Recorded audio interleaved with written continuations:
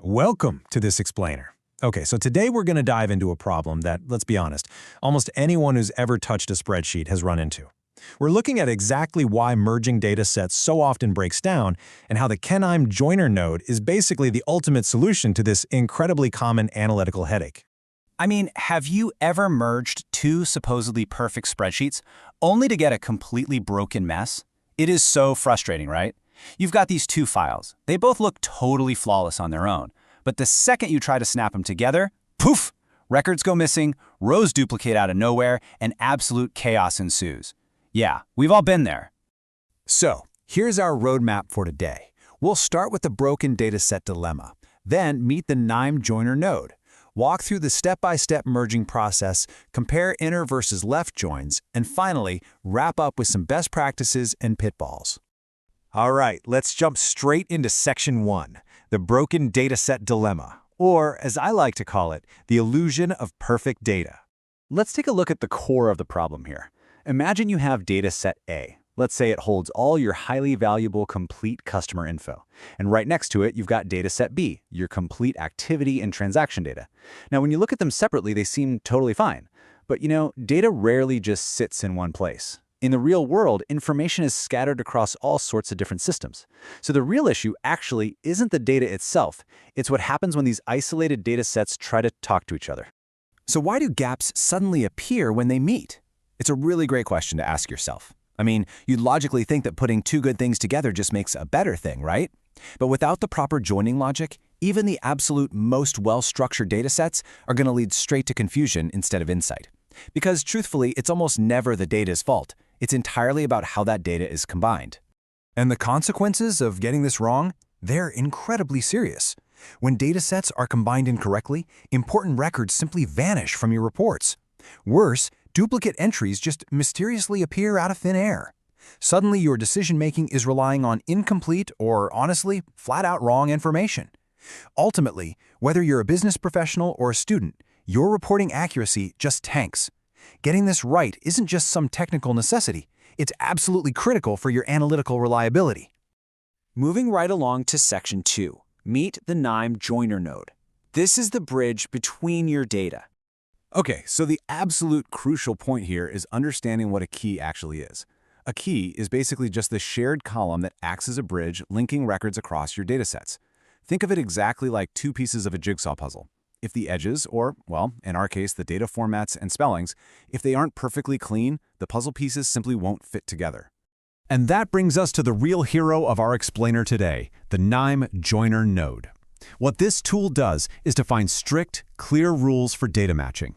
Instead of you sitting there at your desk, manually copying and pasting rows, which, let's face it, is a total nightmare just waiting for human error, this node applies your matching rules consistently across the entire dataset. It replaces all that manual grunt work, making your merging reliable, scalable, and just incredibly fast. All right, let's get practical with Section 3, the step-by-step merging process. Think of this as your blueprint for clean data.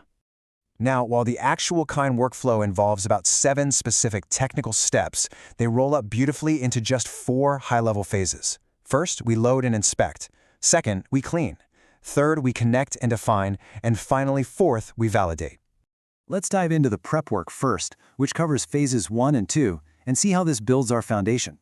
First things first, you have to load your data correctly using KNIME's CSV or Excel reader nodes. Because if you mess up here, literally everything downstream is going to be unreliable. Next, you really need to examine your columns. You're looking for exact spelling, format, and type consistency. You've got to standardize your names. So, for example, making sure student_ID with a capital S and an underscore perfectly matches student_ID written in all lowercase. You can use nodes like string manipulation to trim off any weird extra spaces, or the missing value node to handle random gaps. Listen, if you skip these foundational cleaning steps, I guarantee you are going to have a broken merge later on. Unclean data directly leads to missing matches, period. Okay, so once your data is totally squeaky clean, you move on to phases 3 and 4. This is the exciting part where you actually add the joiner node into your workflow. You connect your data sets, map out those matching keys we just talked about, select your specific join type, and then you execute the node. But hold on, you aren't actually done until you validate the accuracy. You absolutely have to check your row counts, keep an eye out for missing values, and ensure the matching actually worked the way you intended. Which leads us perfectly into Section 4, inner versus left joins. We'll be applying this logic using a case study called Assignment on Click.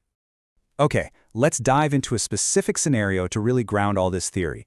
We're looking at an academic support service called Assignment on Click. Now they have two datasets. Dataset 1 tracks registration. It's got student ID, the course enrolled, and the registration date. Dataset 2 tracks submissions. It has student ID, assignment status, and the submission date. Our goal here is to connect these two pieces of isolated information. And this brilliantly illustrates the real power of choosing the right join. Check this out. If we use an inner join, the system returns only the rows where matching values exist in both datasets. That means it's only giving us the students who registered and submitted an assignment. It answers the question, who are our active participants? But if we use a left join instead, it keeps every single record from that first dataset. So all the registered students, regardless of whether they actually have a match in the submissions data. This answers a totally different but equally important question. Who needs a follow-up? So it all really comes down to this one simple fact. A single join decision completely changes how your business performance is interpreted. Joining data isn't just some purely technical click-through task in KNIME. It's actually a massive strategic decision that shifts the entire narrative of your analysis. When you do it correctly, it transforms isolated bits of information into real, meaningful insight. Finally, we arrive at Section 5, Best Practices and Pitfalls. Let's set up some guardrails for your success. To keep your data safe and sound, always start by defining your end goal. Know exactly what question you're trying to ask before you do anything else. Keep your keys pristine across all your files. And here's a massive pro tip for you. Test your joins on small data samples first, before you go unleashing them on massive files. Make sure to document your logic clearly, and never blindly assume the output is correct just because the tool didn't throw a big red error at you. Trust me, clarity at this stage is absolutely essential. Now, even absolute experts stumble here sometimes, so you really want to watch out for a few common traps. The biggest culprit? Mismatched keys, or accidentally mixing up text and numeric formats. Also, just blindly picking a join type without validating the results afterward is a total recipe for disaster, especially when duplicate records manage to sneak into your merge completely unnoticed. But if you just pay attention to these guardrails, your data integration is going to be smooth sailing. We'll go ahead and end on this thought. KNIME handles the execution flawlessly, sure, but it's your logic that drives the insight. The accuracy of the whole thing depends entirely on the choices you make. So I'll leave you with this. Are your joins actually answering the right questions? Definitely something to think about the next time you prepare to merge your data. Thank you so much for joining me for this explainer, and keep asking the right questions.